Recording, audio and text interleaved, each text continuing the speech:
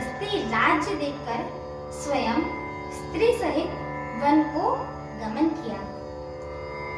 अत्यंत पवित्र और साधकों को सिद्धि देने वाले तीर्थों में जाकर श्रेष्ठ नैमिषारण्य प्रसिद्ध है। वहाँ मुनियों और सिद्धों के समूह बसते हैं। राजा मनु हृदय में हर्षित होकर वहीं चले। वे धीर बुद्धि वाले राजा रानी मार्ग में जाते हुए ऐसे सुशोभित हो रहे थे मानिए ज्ञान और भक्ति ही शरीर धारण किए जा रहे हों। चलते चलते वे गोमती नदी के किनारे जा पहुंचे। हर्षित होकर उन्होंने निर्मल जल में स्नान किया। उनको धर्म धुरंधर राजर्षि जानकर सिद्ध और ज्ञानी मुनि उनसे मिलने आए। जहाँ सुंदर तीर्थ थे, मुनियों ने आदर पूर्वक सभी तीर्थों को करा दिया। उनका शरीर दुर्बल हो गया। वे मुनियों से बल धारण करते थे और संतों के समाज में नित्य पुराण सुनते थे। ओम नमो भगवते वासुदेवाय का प्रेम सहित जप करते थे।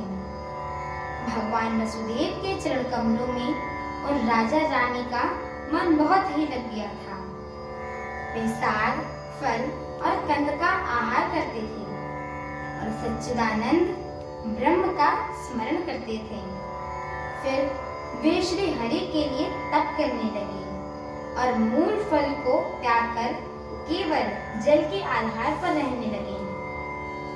हृदय में निरंतर यही अभिलाषा हुआ करती थी कि हम कैसे उन प्रभु को आंखों से देखेंगे जो निर्गुण, अखंड, अत्यंत, अनंत और अनादि हैं और परमार्थवादी ब्रह्मज्ञानी तत्ववेत्ता लोग जिनका चिंतन किया करते हैं, जिन्हें वेद नीति नीति अर्थात यह भी नहीं कहकर निरूपण करते हैं, जो आनंद स्वरूप तत्पदाधिकृत और अनुपम हैं एवं जिनके अंश से अनेकों शिव, ब्रह्मा और विष्णु प्रकट होते हैं। ऐसे महान प्रभु भी सेवक के वश में हैं और भक्तों के लिए दिव्य लीला विग्रह धारण करते हैं। यदि वेदों में यह वचन सत्य है तो हमारी अभिलाषा भी अवश्य पूरी होगी। इस प्रकार जल का आहार करके तप करके 6000 वर्ष बीत गए। फिर 7000 वर्ष वे वायु के आधार पर रहे। मेरी आगे की कथा सुनने के लिए मेरे चैनल को लाइक, शेयर, सब्सक्राइब एवं कमेंट अवश्य करें।